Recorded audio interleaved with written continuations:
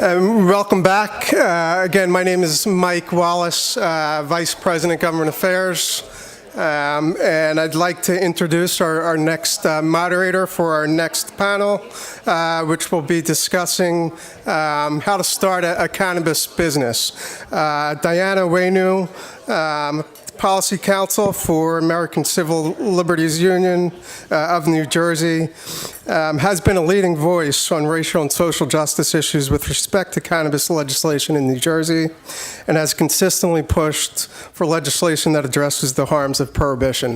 With that, Dianna, the panel is yours. Thank you.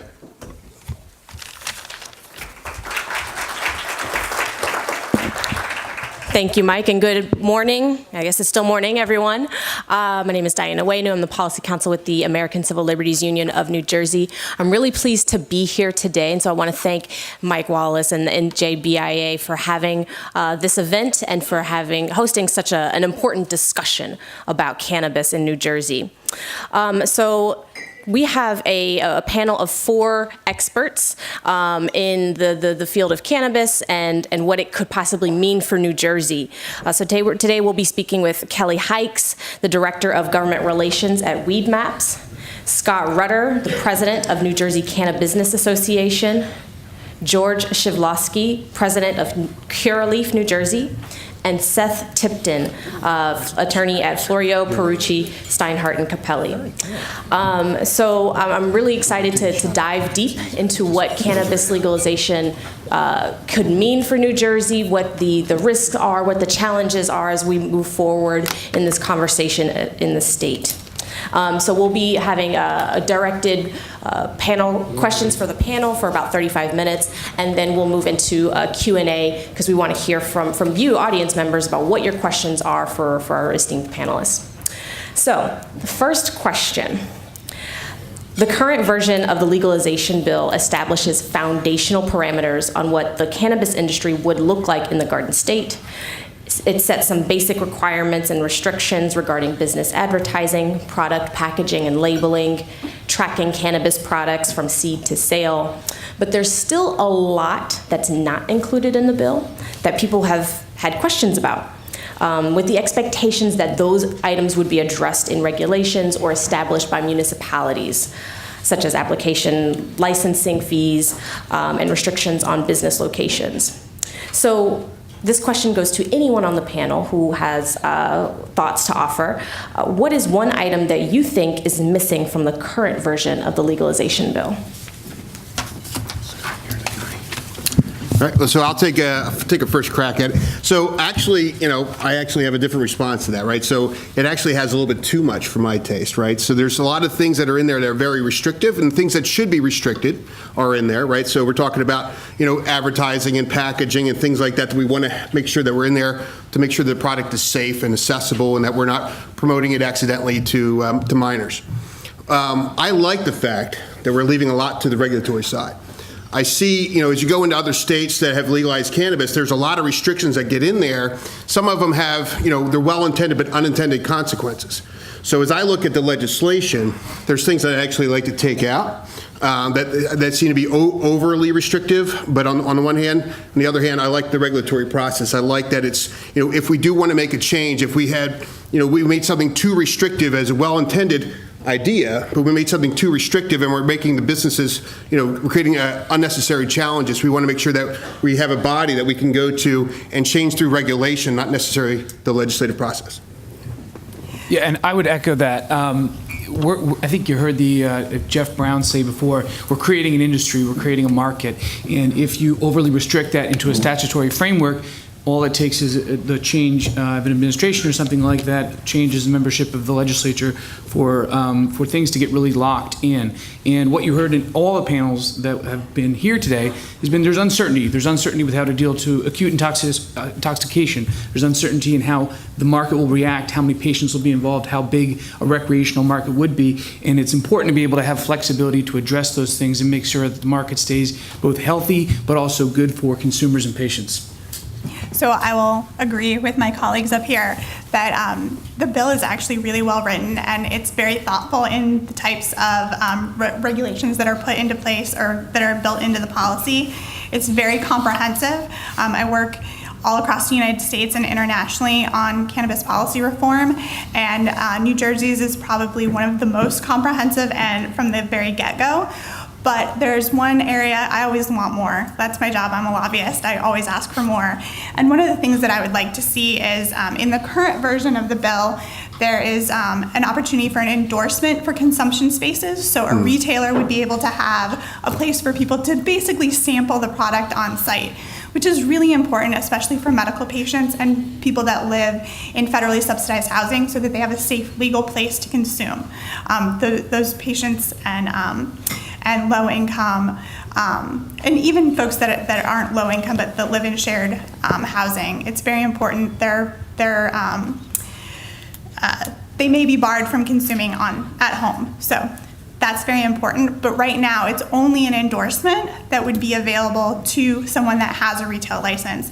I would like to see consumption spaces be a separate licensing category that could stand alone, so that they would not have to be attached to a retail setting. So Curaleaf operates in the medical program currently, and in the current program, we would like to see improvements on the turnaround of testing of our products. And I think the same goes for the adult use market. I think the state needs to better define how the manufacturers will be testing their products, what will be the parameters on which the products will be tested, and to expedite the testing turnaround time. For example, currently, the Department of Health has only one testing facility, and for us to test our products, it can take about 4 to 6 weeks to get results back from the state. That is unheard of. We've been in discussions with the state. They are hampered with regulatory and budgetary issues, so they are looking to outsource their testing to reputable testing organizations that will do this on a commercial basis. And the other item that I wish would be better defined are the new products, definitions of new products. Currently, the medical regulations restrict us in producing forms of medicine that the patients need. Obviously, the adult use market is a bit different, but I still feel that there's not enough clarity for the operators, whoever they may be, to function and produce product.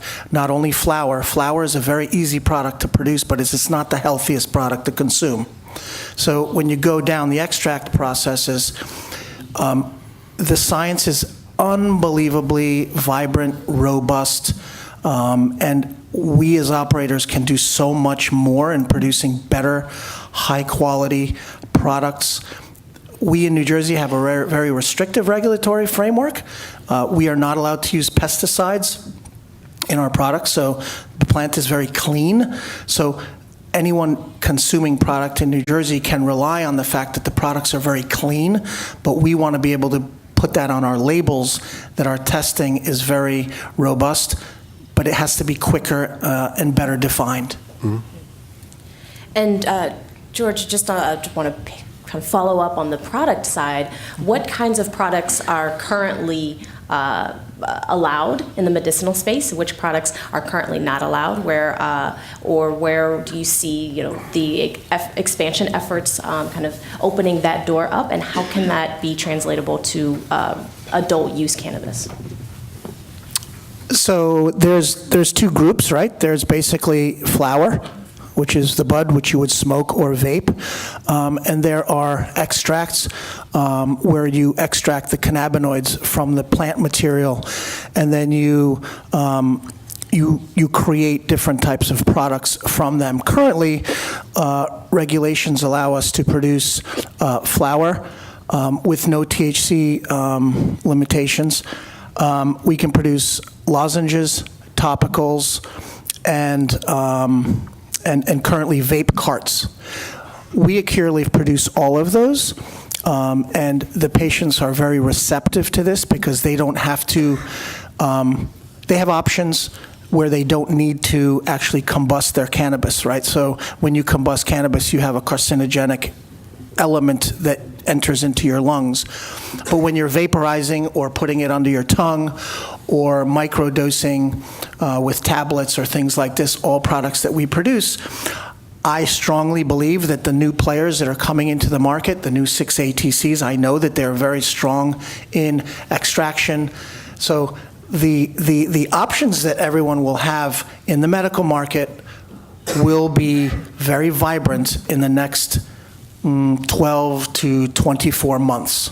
There'll be more product available.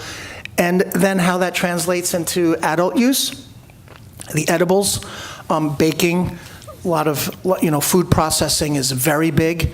We may not produce edibles, but we may sell the ingredients to a baker to be able to dose his products and then sell that on. I don't think we're going to become bakers or food manufacturers, but we will produce the oil upon which the next level of the industry will create jobs and revenue and things like that. Great, thanks. And so if New Jersey does legalize cannabis for adult use, there would be licensing requirements both with the state, and of course businesses would have to get permitting from their local municipalities that allow them to set up in their jurisdictions. What challenges can prospective applicants expect to face when trying to get local permitting to set up a business in a particular town? A lot. I advise a lot of clients on this particular aspect in a couple states, and there are a lot of challenges. First and foremost, anyone in this room that participated in one of the rounds of ATC permitting in New Jersey knows that location is everything. It's one thing to choose a location when you're starting an ordinary business. It's a totally different thing when you've got to not only pick a location that's going to serve your needs for retail or industrial purposes for cultivation, but then to also thread the needle with federal school zones, state school zones, churches, daycares, and then, oh, by the way, local politics in New Jersey, which is always a difficult issue. So typically, the first step is really identifying jurisdictions that are going to at least even sit down with you and discuss with you whether you're going to be run out of town with pitchforks or not. So that, to me, is always the biggest and most important first step. And often the ground game that's required on establishing good locations in the state is the longest lead time. I mean, you've got to be at this for months, if not years, to really have a good spot. And a part of that right now with the current vertical licensing, although that's going to be spread apart, was sort of the inefficiencies of combining those uses and then threading the needle even further to have both a light industrial, for example, space combined with potential retail space. So there's a lot of challenges there, and that's just one component of any application. Yeah, I spent 10 years as a mayor and councilman, and now I have this job, right? So I have a couple different perspectives. And one of the things when I talk to my former colleagues, the former mayors or current mayors, I ask everybody to wait. Wait to see what the final law is going to look like before you make a decision on how you're going to zone, whether or not you're going to have something there or not. Wait to see what the final bill is going to look like. 70% of the towns in Colorado opted out when they legalized cannabis in 2012. 70% of the towns opted out. A lot of those towns are trying to get back in. So they did $1.5 billion in sales last year in Colorado. They did about that much on the ancillary market as well. So all those folks are looking to support the industry. They did about $1.5 billion in the ancillary market. But at any rate, so Colorado Springs, other towns that are looking at this, and they kind of looking at this and they're saying, wow, we lost a lot of money. Colorado Springs, I think it was like $20 or $25 million of direct tax benefit went to the surrounding municipalities, not to their coffers. So in the legislation today, there's an incentive for towns to opt in. So it's currently set at 2%. It's going to be like a hotel tax where you get your hotel bill and there's like a county or municipal tax. Same thing is going to happen on the cannabis side, on the adult use side anyway.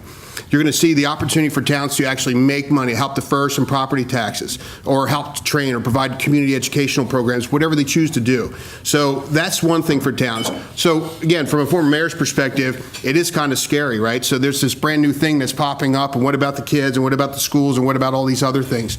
The towns are going to have 100% control throughout. So for those, whether they're going to have it or not, and where they're going to place it if they want to. So all those challenges, so having those personal relationships with the municipalities will help do that. Plus education is going to be a big part of it. And I think as we're seeing correct me if I'm wrong, but across the country, education regulations having a very positive effect, and I think more and more municipalities who wait to see what the final product is going to look like are going to want to opt in. Right now, there's about 50 municipalities that have gone on the record to opt out in New Jersey. That represents, there's 550 municipalities in New Jersey. That's just a very small percentage. So I think you're going to see a significant amount of towns wanting to opt in once they know what the facts are. And I think you make a really good point about timing.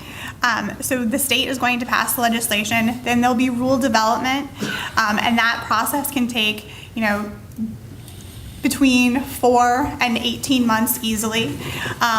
Then you're going to see in that time frame, while those rules are being developed, at the state level, local governments are going to be adopting their local ordinances. They're going to be putting in additional buffer zones, if that's something that's permitted for them to do. They're going to be looking at where they want these types of businesses to be located. And all of that is going on simultaneously while they're learning new information from the state. And so encouraging local governments to wait until they see what the bill is very important, but then they need to hurry up so that businesses like the people here that are applying for licenses, where you can go and how you can follow through on that process. And I would say that that's probably the largest challenge for applicants moving into an adult use space, is that the rules aren't set up yet. And so there's a lot of opportunity for ambiguity. There's a lot of speculating. If a town says we're in, people are going to scoop up property. They're going to be signing leases. They're going to be contracting for build-outs before they even have the opportunity to see if they have secured a license from the state and then from the local government. Yeah. And so that Scott and Kelli, you both bring up, the importance of regulations and the rule development process. After legalization passes, what would be the most important thing that aspiring cannabis business owners should be looking out for when the rules and regulations are being developed? So I think one of the most important things is to actually sit down and read the rules and regulations. And if you have a question, go in and sit down with your local zoning board officer, your local planner, and make sure that you understand the intent of what was written, so that when they come in and do their inspections, that you're meeting not just what the letter of the law is, but what the expectation was, because we are in a new industry where there is unfortunately a lot of ambiguity, and there is unfortunately a lot of stigma. And unfortunately, what we've seen in other jurisdictions and across the country and actually across North America is that if you get the wrong inspector that has a problem with the business that you're operating, they will find problems and they will cause delays in you being able to open and service the community. And so I think that is the thing that you need to really, I didn't give you one specific thing to look out for, but they go all the way down into like how wide the doorways have to be, how wide the hallway has to be, the type of security system, how long the tape has to be retained. All of those types of things are built into state and local regulations, and you want to make sure that you understand them and that you are compliant so that you can open your doors in a timely manner. And I think, too, we have to just recognize this for what it is. It will be a regular business soon, right? So right now, it's right now, New Jersey, it's just medical. Even in states that have adult use, there is some level of concern. And so when it's zoned, sometimes you'll see it on a main street, but lots of times you see it on a block or two off of Main Street, the way municipalities want to sort of regulate or put it at the edge of town.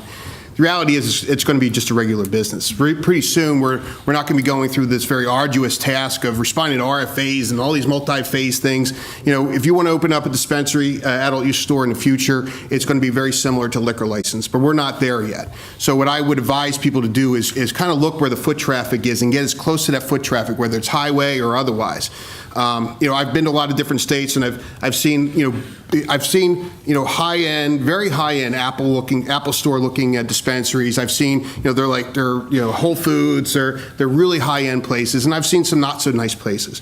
I think the municipality is going to have a lot to say on where it's going to go. I know they will, but I think for the business owner, you want to attract the best customer there. You want to continue to keep those folks coming back, so you want to make it as easy as possible to do that. Right now, with the medical side, some of them are off, some of them are on a main street, some of them are off, a few blocks from Main Street. But I think when we start to get into a more competitive environment, you want to place your stores where people are going to have easy access. And one of the important things to note about the process is we started talking about the fact that so much is being deferred, particularly on the local use to the municipalities, and there's also going to be the regulatory process, and allowing municipalities both the time to look at the regulatory process, because you can comment on rulemaking. It's not, it's a totally different process. There will be proposed rules. The public, towns, attorneys, lobbyists, everyone gets to comment on those rules before they are made into the final rule. So there's going to be an open process for that would happen in 6 months after the passage of the bill. And I think what's really important, to Scott's point, is that the analog here really should be a liquor license. The ABC currently delegates most of the responsibility for both doing background checks, for approving location, and for approving final transfers of liquor licenses to the municipality, because that is where the business is going to be engaged in. And so the municipality and the people there have the biggest stake in where it's going to occur. And to Scott's point, I think we're headed in that direction, and that's probably appropriately where it should be, because in 5-10 years, it should be no different than a liquor store that's appropriately zoned. I could add some practical issues. Curaleaf has been operating since 2015. It was issued its license in 2012. Okay, so it's been 7 years between the time where we had to go through what you're going to go through now. We did it 7 years ago. Hindsight, the key is to work with a municipality that has obviously proper zoning, but we took the tack of finding a town in southern Jersey, Belmar, New Jersey, where we took over a completely underdeveloped light industrial area that had been, there were probably about, 7 acres of property that was in bankruptcy, owned by an owner that owned all this property, blah, blah, blah, blah, blah, blah. So we went through a bankruptcy process. We brought property, we cleaned the property, and we've completely redeveloped an entire area for the town. It's safe, it's secured. We do a lot of community outreach. We contribute a lot to the town, to the schools, to the fire department, to the police force, to some of the charities that the mayor has going on, some of the other more, let's say, school-driven, raffles at the veterans halls and things like this. So we've developed a very robust relationship with the town, but I really believe that it lies in the security of the facility and the areas that surround our facility. We secure the facility probably as secure as a casino, inside and outside. We train and provide courses of education to the Gloucester County Police Academy, where we train the cadets on what their rights are as cadets going out into the force, and what the patient's rights are at the point of contact on the street.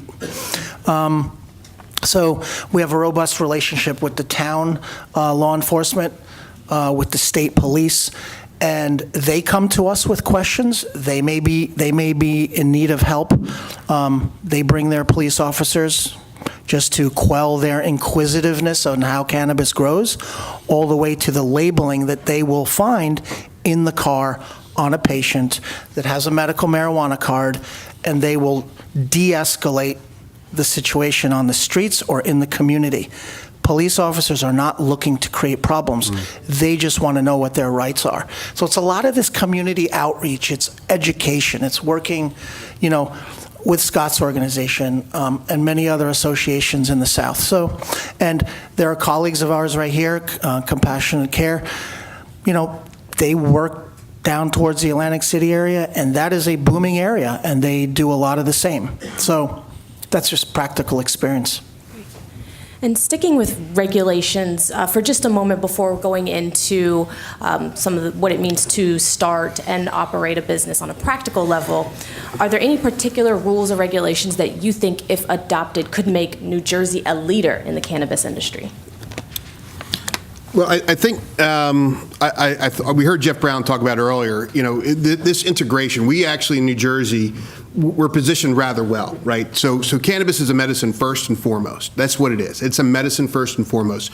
We have 17 of the world's 20 largest pharmaceutical companies that are headquartered in New Jersey. We have a lot of research done here. There's a lot of, between our universities, private research centers, and the pharmaceutical industry, there's a lot of engagement that can go on here. So I don't know what you would call it, a regulation or whatever, but certainly an incentive. Incentivizing the current operators, the future operators, incentivizing the third-party testers and other groups to work on this, because I will tell you this, we're going to see a dramatic shift on how we're going to manage our pain, our anxiety, and other ailments in the future. We're already doing it right now in the medical market, but we're going to see a tremendous increase in that, where people are going to take 5, 10, 20 pills in a day down to one plant. So we're starting to see that. So I would like to see more encouragement on the research side. We have all these resources in New Jersey. We need to take advantage of it. And I think, just to echo some of the things that regulations could do, we have to remember that one of the chief goals, in addition to the medicinal side of things, is that we're really attempting to replace and eliminate an illicit market. And so one of the most important things to do this is on the adult use side versus the medicinal side, one of the important things you need to do is create a market that has a price point that's going to essentially kill an illicit market. And so one of the two big areas where I think New Jersey has an opportunity to really be a leader in the nation is on the number of licenses. There's states out there that have had uncapped license programs, and there's been failures in that regard. There's also states with very, very serious low caps, and I think that's probably bad for patients or consumers. And so New Jersey, by S2703 is the bill, if they delegate the responsibility for allocating and numbering licenses to a regulatory body, they will have the ability to quickly respond to market forces. Let's be honest. Bergen County is not the same as Camden County, is not the same as Salem County. Everyone needs to have their own rules, and allowing the market to respond quickly for pricing concerns will be very helpful. And I think the other important point I would agree with George was on testing. This concept that we have to have testing on every single product every time. Licensees that have a proven track record should be able to create their own standard operating procedures that are audited so that they can do some in-house testing, because every dollar that's spent by an operator on testing is going to be passed on to the consumer. And again, it's just one more layer of cost that's going to be added to a program. So kind of to build upon that, because you actually took my answer, so I'm going to go for number 2, my secondary, is I think that New Jersey is really setting itself up in a really interesting way to be a workforce development leader. We have universities all across the state that are identifying programs and tracks for their college students. There's a whole lot of buzz, pardon the pun, around growing and cultivating programs and certificates, and really looking at how those young people that are getting an education, that are coming up right now, have an opportunity to work in the industry prior to their 21st birthday. Almost everyone in this room has probably either been an intern or hired an intern while they were going through their schooling, and New Jersey is set up, as long as we don't mess it up in the rules process, to allow those opportunities for supervised students to really learn the industry from the very beginning. And then we're going to have the worldwide leaders right here in New Jersey, and we're going to be outsourcing our talent to the new industries that are going to be sweeping the Midwest. So one of the key points I wanted to make was that we've been advocating to the state to, while it's educating itself with other state programs, is to obviously the state has the luxury of looking at some very failing programs in other states and some very successful programs. I can tell you that Jeff has looked at both, and he's a very reasonable guy. Having said that, one of the biggest contributions we're trying to make to that discussion is the state needs to limit the size of the canopy at any one given time. The canopy is the quantity of cannabis that's being grown in the state. Remember, we're trying to build a sustainable industry that creates jobs, responsible, keeps us out of the court system, both on the employee, patient, and the employer side, and to create a vibrant tax-paying base for the benefit of the state as well as the patients. As a number of permit holders continue to grow. We currently have no canopy limits. The other interesting statistic which we calculated recently was that in order to service 9 million people with 1 ounce of cannabis per month, all you need is about 50 acres of land to grow that cannabis. So if you calculate that and you keep that in mind, that space can fill up very fast. But we shouldn't permit 54 acres of property. The price will fall through the floor. The state doesn't achieve its tax revenue goals. Businesses will be put out of business and no one will be employed. So we're for building a sustainable industry that will grow for many, many years. And now's the critical time to do that, is to bring in responsible, and all the recently permitted ATC owners are very responsible. And I think that they have very good experience from other states, and it's very good that there's diversity in those plans. So it's really about controlling that canopy and keeping a responsible pace of growth, keeping it balanced between the production of product and the ability of the ATCs to maintain the supply for the demand that is growing. So we only have about 5 minutes left before we move into the audience Q&A. So I want to talk about a couple of things relating to the practical components of starting a business in this industry. So one of the things that the ACLU of New Jersey has really been adamant about is making sure that legalization incorporates racial and social justice. And we have stood firm alongside our coalition partners in New Jersey United for Marijuana Reform in demanding that the industry, the jobs, and the business ownership opportunities be accessible to all of New Jersey's communities and don't arbitrarily exclude people based on metrics that have historically excluded communities. So one of the things that has come up in these conversations is about diversity in the workforce. So what do you think employers can do to promote diversity in their cannabis workforce? You want to take that, boss? Great question. Again, from an operator's point of view, we definitely encourage diversity. From the point of view of the patients, medical cannabis does not discriminate, right? So we do not discriminate. Some statistics off the back of the cuff is we have a very diverse community of employees. We have about 110 employees in our operation in Belmar.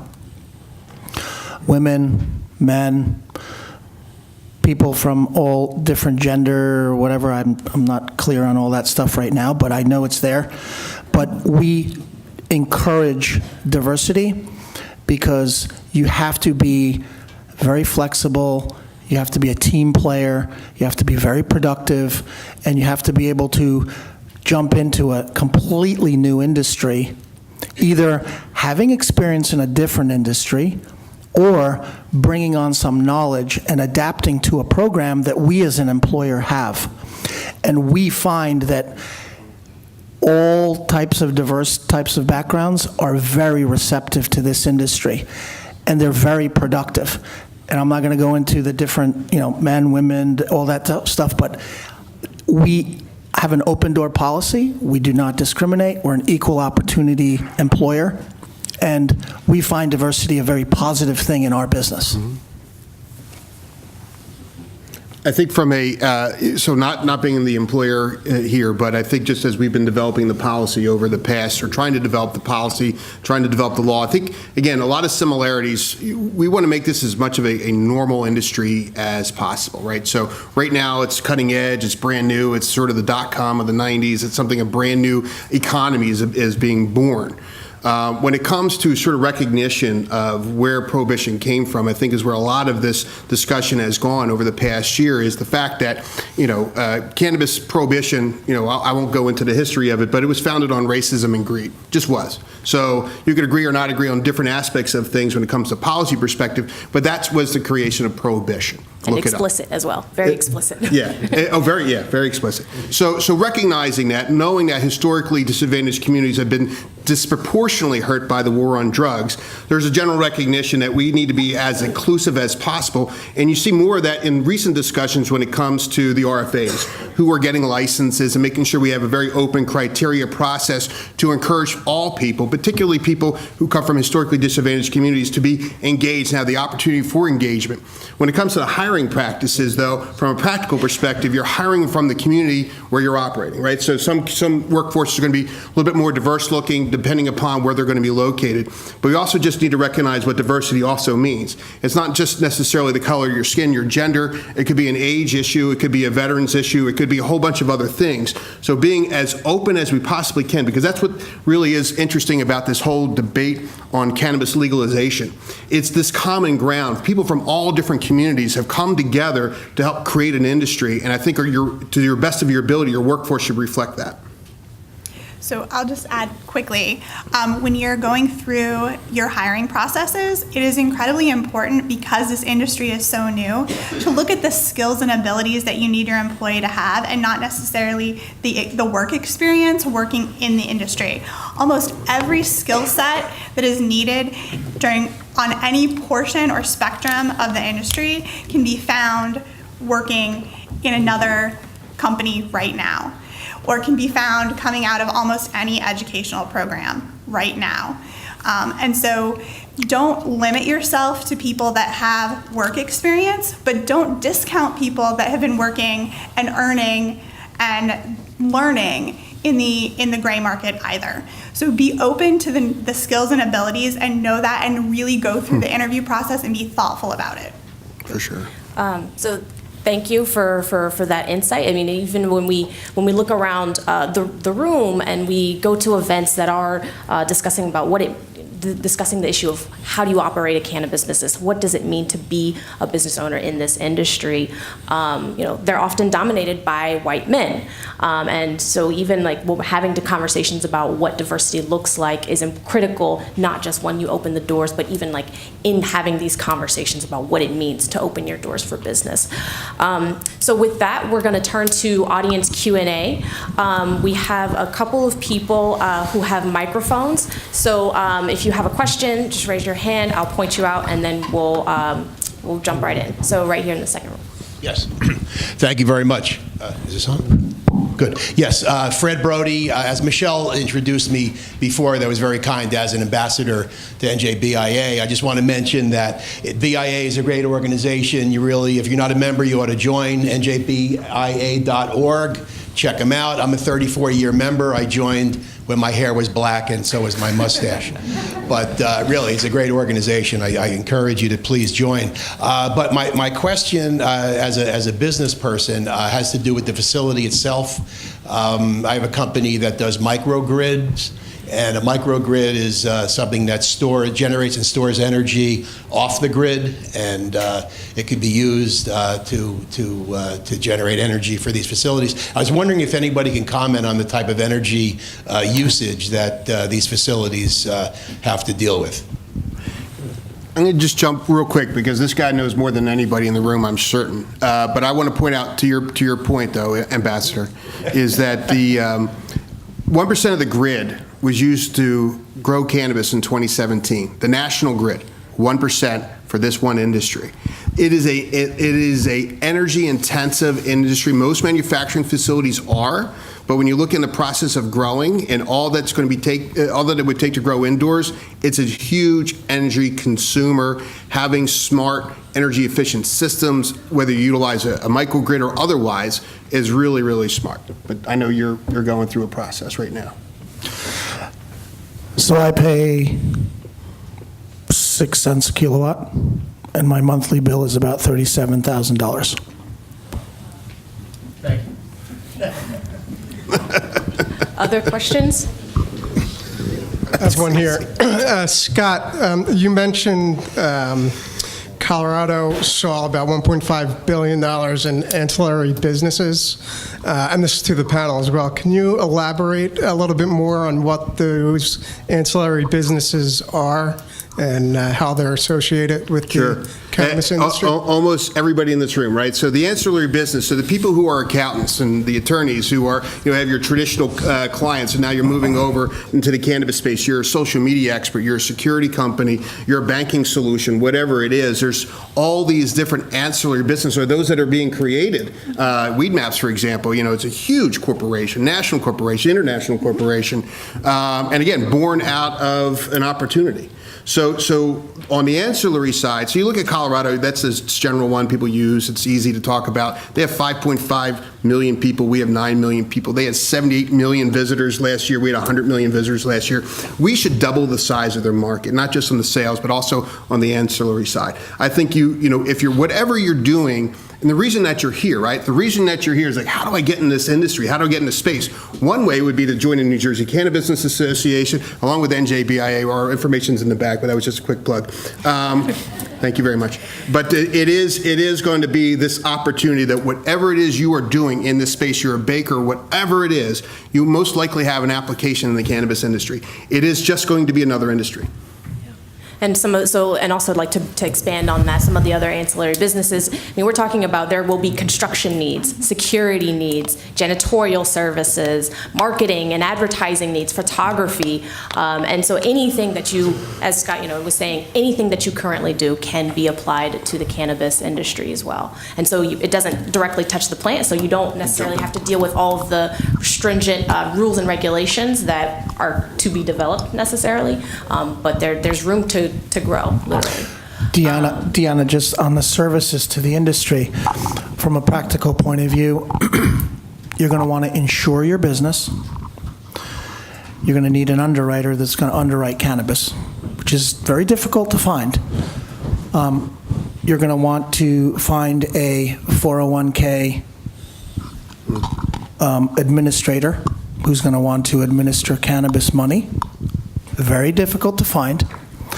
You're going to need a bank, very difficult to find, and you're going to need a payroll company that will process cannabis money. Those 4 issues will dominate any one of your business plans going forward. So focus on those when you get into the business. And if you're one of those providers out there, turn a little bit. You got to start to pivot to this industry, because the fact that the money is generated from people that are paying out of pocket, the sources of that money are either legitimate W-2 income, or it's there on Social Security, disability, or anything else. So there should really be no reason why this money is actually discriminated against. So keep that in mind. So we have about 5 minutes left. We have a question all the way in the back. We know you can, Bill.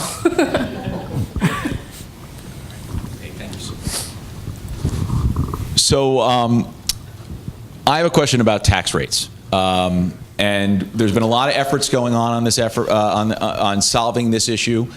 There seems to be a choice about closing the black market, which is a goal and a policy goal of this effort, but having some delta that exists between what the black market charges and what would be out on the, I guess, legitimate market now. But the tax rate seems to be a bugaboo. And what my concern is, the conversation is going on in Trenton right now, is we are the highest tax state in the nation on basically everything, except for cannabis. And so I wanted to talk to some of the experts on this panel. I don't know if you can point to what the right tax rate should be, but is there a concern over too high, too low? And can you enlighten us a little bit, to some of us out here in the audience, on that? So there's absolutely a point where the tax is too high. When we look at what the goal is for this whole legalization exercise, is to reduce the illegal market. And to be able to do that, people have to move from the illegal market, because guess what? Recreational use is not coming. It's here. There's probably several people in the room right now that consumed this morning. It happens. So they're getting their product from an illegal market, and we need to move them over to the legal market. And what we've seen at my company, we have a policy shop, and we've done comparative analysis across the world, everywhere that cannabis is legal, and we found kind of that sweet spot. It's about 15 to 20% effective tax rate is what people are willing to pay, a premium over street value of about 20%. Once you go above 20%, people are not willing to pay that premium, and so they revert back to, or they stay in the illegal market. So to diminish the illegal market as much as possible, and it's not going to go away. I would never claim that it will go away. However, to reduce it as much as possible, you want to keep that effective tax rate right around 20% or less. What we have seen proposed to this point is significantly lower than that. There may be a little bit of room to increase that tax rate to incentivize local governments, because again, you need a place to purchase, you need a place to grow, you need a place to manufacture, and so we need local governments to buy in and allow these businesses to operate. And by increasing the take for local governments, that encourages them to be host communities for these businesses, thus reducing the illegal market even further. So while it's never good from an industry standpoint to advocate for a higher tax, there is absolutely room in the proposal to increase slightly, as long as we stay below that 20% effective tax rate and disperse that revenue in a way that encourages more businesses to be able to, or encourages more local governments to be able to participate. Yeah, I'd agree 100% with that. I mean, there is the balance, right? So when whatever the tax rate is, that's the baseline. So that'll be the baseline for the adult use market. Right now, medical cannabis is being sold, medicinal cannabis is being sold at the standard sales tax rate. That should go away. We should tax it at the right level, and it is in that range, and it is that balance. And we're also doing something different than other states, right? So other states have allowed some level of home grow, whether it's compassionate caregivers being able to grow, or I'm allowed to grow a personal amount of 6 plants or what have you. That to me is the biggest issue facing the black market, is that this home grow, that if I'm allowed to grow 6 plants and you're allowed to grow 6 plants, and we have 12 plants between us and they're each growing 1.5 pounds, and all of a sudden we have 24. So from my perspective, I look at this. I look at it has to be the effective tax rate needs to be at the right balance, and I think you articulated that perfectly. And I also think that home grow will be a big part of how we're going to clean up the black market. When we ended alcohol prohibition, there was something called like bathtub gin. A lot of us heard the term bathtub gin. People they had stills or literally a bathtub, and they made their alcohol from there. People were going blind, or people were having a good time. You just didn't know what was going to happen with each bottle, right? So when you have a legalized market with proper testing, proper labeling, proper packaging, people are going to want to go to that market. So as we are moving forward as an industry, the black market's going to clean itself up. So let's help accelerate that by not allowing conditions to increase it. So the effective tax rate, concerns about homegrown being addressed. I do believe on the medicinal side there is an argument for it, sorry George, for certain conditions. But for the most part, the black market itself needs to go away. And I think by having effective tax rate and not allowing home grow is a big part of it. Yeah, and I would just piggyback. One of the questions that was posed with Jeff Brown this morning was, how do you maintain a viable medicinal program and an adult use program? And if we look to Colorado, which is so often what we look to as a standard, one of the chief reasons, anecdotally, that medicinal market survives for patients in need of the medicine is the difference in tax rate. So, personally, I think if it's medicine, why we don't tax any other medicine that you're prescribed in New Jersey? Why would we tax a medicine that you need here for recreational use? I can't speak to what effective tax rate might work well, but if you want to have those programs both function independently and in a healthy manner, there's no reason that you can't apply the taxes to the recreational side and eliminate or reduce the taxes on the medicinal side. George, you'll have the last word. How many of you are in the insurance business? 1, 2, okay. Medical cannabis is the least expensive medicine in the world. Okay. It's the least expensive in the world. It treats the widest spectrum of conditions most effectively. So we say, ooh, why are you talking about tax rates? do two things. Develop the medical market, get the insurance companies to cover it, and you will have patients purchasing cannabis with a copay of $5 to $10 for whatever their dose is. I'm just going to leave you that thought, because if you really, really get down to it, the medicine is the cheapest in the world. I don't have to clear my medicine through the FDA and then charge, the insurance company some exorbitant rates to recapture my, FDA research fees. And there's nothing about a generic market in the medical field. So all the patients right now are paying are a sales tax. We've advocated for the removal of the sales tax, which I believe is in the new regulations. So we asked the insurance companies to consider covering the cost of the medicine for eligible patients. And the physicians that are recommending the cannabis are very happy to work with the insurance companies because they do it now. So there's a system in place that we can leverage very rapidly to expand the medical program, and then the adult use market becomes a choice. Do you want to pay a full cost of an ounce, or do you want to go through the medical program where you'll just pay $10 a copay for your ounce? It's just a discussion that is happening across the country. Can I just want to echo real quick what George just said, because 10 seconds. Banking and insurance. Banking and insurance. Be the early adopter. If you're in either industry, be that early adopter. Take on that challenge. Do that. You will benefit more than anybody else that jumps in a year or two from now. Start now. So if you're in the insurance or the banking industry, be an early adopter. Yes. Excellent. So with that, we are unfortunately out of time, but please join me in thanking our panelists for sharing their insight.